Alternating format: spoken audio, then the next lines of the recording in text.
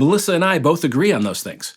Now, in this text in 1 Corinthians 7, Paul is communicating something significant that, ironically, Melissa seems to miss, and it completely contradicts what she's trying to teach. She claims that this passage is using the concept of circumcision to refer to Jews and Gentiles. And yes, Paul often uses those terms to broadly refer to Jews, the circumcised, and Gentiles, the uncircumcised. But that's not actually what's going on here in this passage. This is why context is so important. Paul is talking about literal circumcision here. We know that because in the verse just prior to the one Melissa mentioned, he says this, "Was anyone called while circumcised? Let him not become uncircumcised."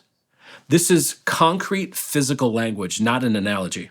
And let me explain from the text how we come to that conclusion.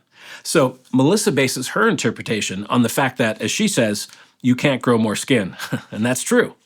However, at the time of Jesus, there was a known surgical procedure for reversing a circumcision. It was called an epispasmē.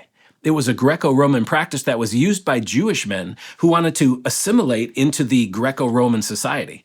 And Paul is specifically referring to that procedure here in this passage. The English phrase, "let him not become uncircumcised," is just two words in Greek, ma epispasmē.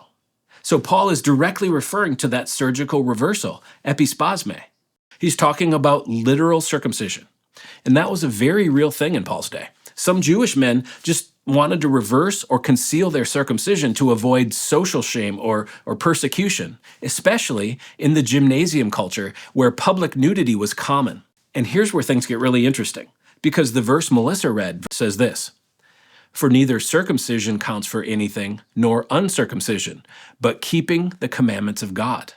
So Paul is talking about literal circumcision, and he says, it doesn't matter if you're circumcised or not. What matters, he says, is keeping the commandments of God. And guess what? Under the Old Covenant, circumcision was a commandment of God. Yet, here in 1 Corinthians 7, Paul very clearly declares that the Old Covenant laws about circumcision no longer matter. And what does matter? Keeping the commandments of God. So follow me here. When Paul uses the phrase, "the commandments of God," in this passage, he couldn't be talking about the Old Covenant commandments. Why? Well, because those commandments required circumcision. And Paul is saying that it doesn't matter if you're circumcised or not. So he's talking about the commandments that apply to Christians, and circumcision isn't one of them.